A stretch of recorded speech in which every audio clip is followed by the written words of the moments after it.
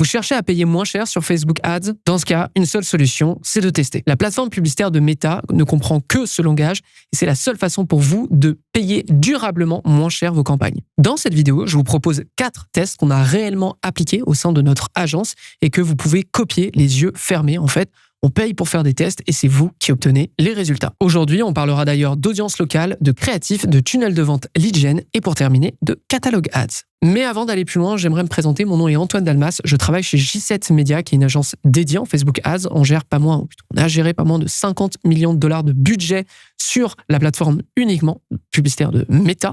Donc, si vous cherchez à augmenter votre budget, parce que c'est notre objectif premier de scaler des comptes, ou sinon d'avoir de la gestion de comptes publicitaires, simplement aller sur j7media.com ou dans les notes de l'émission et de venir discuter avec nous. Maintenant que c'est dit, on commence avec le premier test. Nous sommes chez un e-commerce de bijoux et comme souvent chez un e-commerce, on aime beaucoup tester des produits ou des catégories. Et c'est le cas avec celui-ci, comme je vous le montre.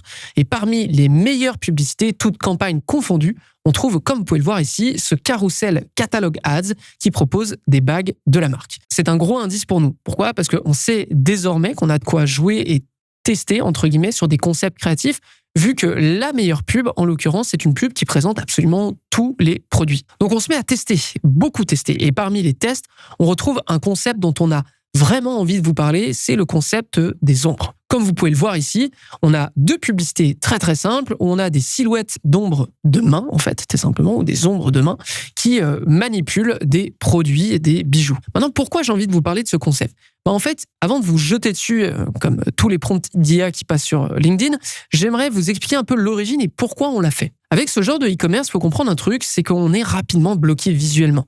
Parce que la quantité d'images produits portées, je parle bien de portées, ou manipulées suite à une séance de shooting photo, eh bien cette quantité est assez limitée. Aussi, chez cet annonceur, il est absolument hors de question de tester des modèles humains générés par IA, ce qu'on comprend évidemment parfaitement. C'est pas dans l'ADN de la marque de montrer de faux modèles. Et pour nous, média buyers, on est quand même dans la nécessité de générer un certain volume de créatifs.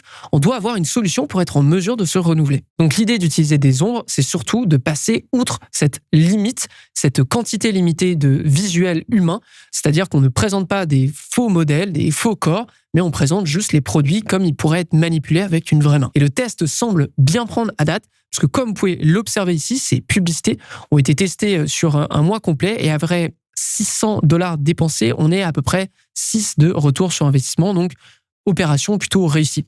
Ce qui nous permet effectivement d'avoir, nous, un nouveau terrain de jeu créatif pour les prochains visuels et puis aussi de se différencier du marché parce que le marché va souvent montrer ou proposer des visuels qui sont portés ou plus lifestyle. Donc on vous le recommande si vous avez des produits similaires, notamment dans les bijoux, utilisez des ombres de main, ça fonctionne. Prochain test, et cette fois on est cap sur le lead gen. Ici on a un test qui nous donnera 2 grandes leçons Facebook Ads à ce propos. On est chez un annonceur qui propose des formations, c'est même une école, et forcément son objectif, c'est de rencontrer des futurs étudiants par le biais d'appels découvertes. De ce fait, sur ce compte, comme vous pouvez le voir, nous avons une campagne de retargeting dont l'objectif est la rencontre. C'est-à-dire qu'on optimise sur l'inscription complète. Et comme vous pouvez le voir ici, cette campagne, elle a dépensé 8 200 €. Elle a un coût par inscription. Donc vraiment, la personne va avoir un appel avec l'équipe commerciale.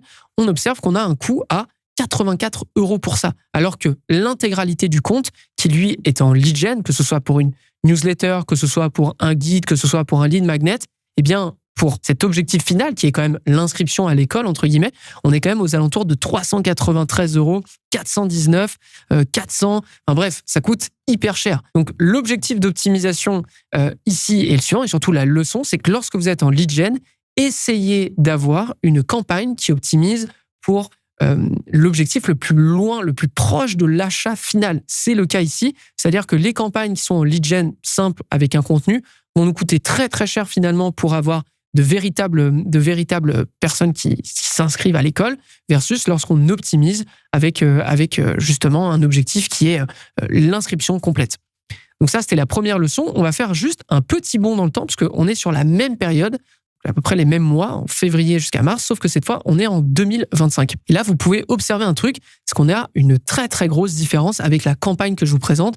On est à 7 300 € dépensés pour un coût par inscription à 49, quasiment 50 €. Comment est-ce que c'est possible ? En fait, il n'y a aucune vraie modification sur cette campagne, pour être très honnête, mais il y en a une sur l'étape juste au-dessus. Parmi nos campagnes d'acquisition, et je vous le présente ici, il y en a une qui cartonne, d'accord? Je parle plus de retargeting, là je parle vraiment d'acquisition. On force Meta à aller chercher des gens qui ne nous connaissent pas.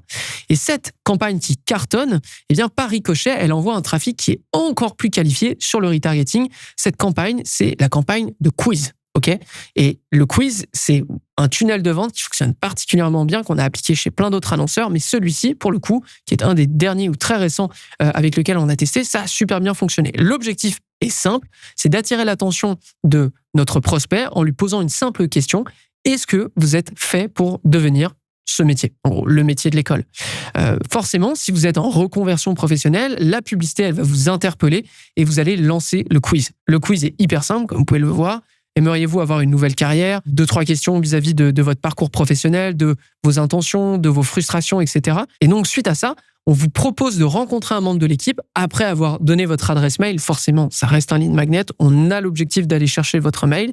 Et nous, on vous propose de rencontrer un membre de l'équipe pour discuter de votre projet. Et quiz, il faut savoir que ça a vraiment toujours une place forte en lead gen pour attirer l'attention. Et c'est même une de nos plus grosses études de cas à date chez G7 Media. Et celui-ci ne déroge absolument pas à la règle. Et évidemment, parce qu'on est en lead gen, il faut le savoir, mais après quelques mois de tests, notre client nous a confirmé que malgré la baisse significative des coûts par inscription, la qualité était toujours au rendez-vous et ça lui permet de générer beaucoup de ventes. Donc, on vous le recommande si vous êtes en lead gen et potentiellement aussi en e-commerce sur quelques niches en question.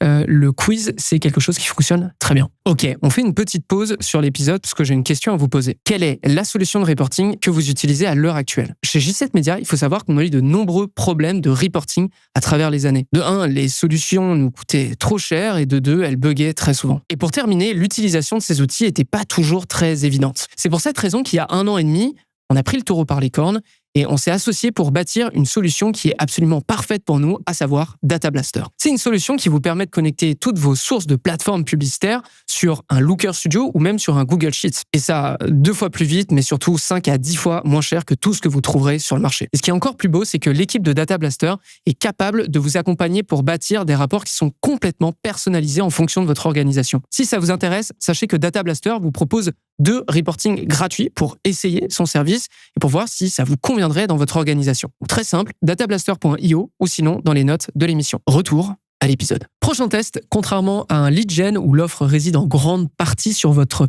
axe publicitaire ou vos arguments de vente, le e-commerce, lui, a une variable très facile à tester, à savoir les produits. Lorsque G7 Media est missionné chez ce nouvel annonceur, on a déjà un best-seller qui est identifié, donc ça nous permet d'avoir une base solide à travailler pour la suite.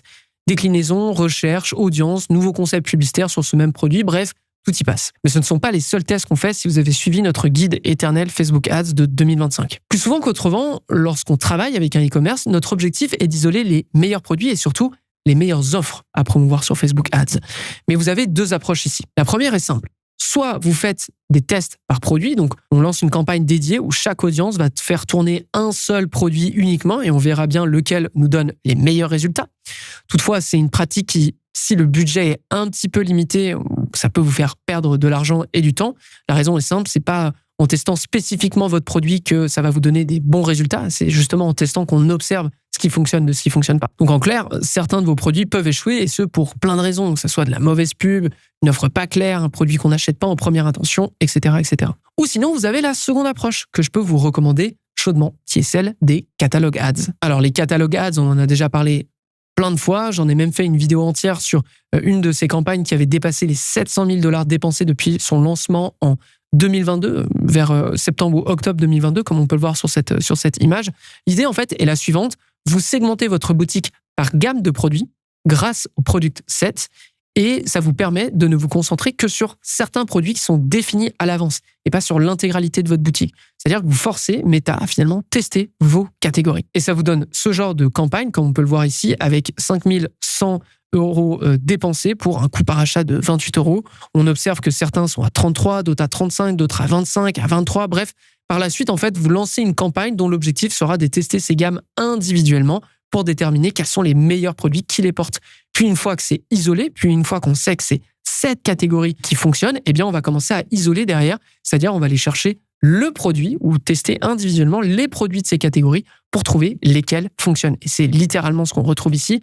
on va avoir des Advantage Plus qui vont aller chercher, qui vont aller tester uniquement les meilleurs produits de ces catégories. L'idée, c'est tout le temps de partir du gros, commencer à isoler, définir ce qui fonctionne à merveille et ensuite l'isoler avec un vrai gros budget pour scaler et pour avoir de bons résultats. Ok, on arrive au tout dernier test. Nous sommes chez un e-commerce dont l'objectif est de proposer des séjours en chalet au Québec. Pour tous ceux qui travaillent sur du ciblage géographique, ce test, il est absolument pour vous. En fait, lorsqu'on arrive, notre toute première audience, elle ressemble à ceci. On a un amas d'audience qui encercle une région autour de Québec et même qui en exclut une partie. Notre idée est la suivante, du coup. On ne veut pas toucher des gens trop proches de la zone du chalet. C'est exactement pour cette raison qu'on a l'exclusion. Au risque de viser des locaux qui n'ont absolument aucun intérêt à venir dans notre chalet parce qu'ils vivent déjà dans la région. Ces personnes ont déjà un logement, donc ils n'ont pas besoin de voir justement notre publicité. Autour, comme vous pouvez le voir, les points bleus sont les zones qu'on cible, estimées à environ 1h30, voire 2 heures de route du chalet en question, ce qui reste acceptable pour un séjour assez court. Voici nos premiers résultats en achat. On peut l'observer ici, on a une campagne qui est en stack Interest à $444 de dépensés, on a un retour sur investissement de 5,44. Ok, ça va bien. On estime rapidement qu'on peut quand même faire mieux, donc on lance un test supplémentaire avec les mêmes publicités. On garde les mêmes pubs, on garde les mêmes audiences, non pas les mêmes audiences, les mêmes offres, et on sait pertinemment que Meta est performant avec du volume. Donc on décide de faire autrement. En fait, on décide non pas de faire du ciblage local, mais plutôt de cibler le Québec entier, tout en continuant d'exclure la zone qui ne nous intéresse pas. Donc on cible toute la région, sauf juste autour du chalet. Note, pour ceux que ça intéresse, il est impossible d'avoir une exclusion à 100% précise sur Facebook Ads. Je préfère vous prévenir, c'est normal qu'il y ait une porosité élevée entre les gens qui sont dans votre ciblage et ceux qui ne le sont pas. Ok, gardez-le juste en tête. Donc, on lance cette audience et une semaine après la première, voici ce qui se passe. On a dépensé $281, on peut l'observer ici, et on a un retour sur investissement de 5,87. Quand l'autre, elle, c'est un petit peu plus tarie, entre guillemets, est à 5,19. Dans un premier temps, les deux audiences donc sont au coude à coude. C'est-à-dire qu'il y a un léger avantage en termes de CPA pour la version zone et il y a un léger avantage pour la région Québec. Donc, parfait, on n'a aucune raison de les couper et surtout que ça nous permet d'augmenter le budget en un claquement de doigts. Comme vous pouvez le voir ici, en une semaine, on vient d'augmenter le budget, en tout cas sur cette campagne, de 55%, ce qui est évidemment énorme. Au final, et pour le reste du mois, c'est bien l'audience la plus large qui nous offrira les meilleurs résultats, comme on peut le voir. On observe que finalement, petit à petit, le budget a été transféré à la campagne Québec et non la campagne zone, où on observe qu'on a dépensé $2,000 pour un retour sur investissement de 6,3 quand l'ancienne campagne n'a dépensé finalement que 189, ce qu'on lui a enlevé du budget, pour un coût par résultat, ou plutôt pour un ROAS de 2,71. Donc la leçon à retenir ici, vous pouvez tester une offre sur une audience restreinte, mais elle ne prendra de l'ampleur qu'avec un bassin de prospects qui est beaucoup plus large. Voilà, c'est tout pour cet épisode. J'espère que ça vous a plu. J'espère que vous avez appris plein de choses vis-à-vis de la publicité sur Facebook Ads, que vous avez des idées de tests. D'ailleurs, j'en profite. Si vous avez envie de devenir meilleur sur Facebook Ads, que vous avez envie de vous former, que vous avez envie de rester au top niveau, je vous invite fortement à nous rejoindre sur la J7 Academy, qui est notre écosystème pour former n'importe quel média buyer dans le domaine, grâce notamment à une plateforme Slack qui vous permet de parler avec n'importe qui de l'équipe de J7 Media, donc de répondre à toutes vos questions, de 1. Ensuite, de 2, grâce à 2 workshops qui sont avec du contenu exclusif, littéralement comme ce que vous venez de voir, sauf que c'est du contenu exclusif pendant 2 heures. Et pour terminer, une plateforme de formation qui répond à toutes les grosses problématiques que vous pourriez avoir sur Facebook Ads. Si ça vous intéresse, j7academy.com ou dans les notes de l'émission. Merci à tous de m'avoir suivi. Je vous donne rendez-vous, moi, au prochain Social Scaling. À très vite tout le monde.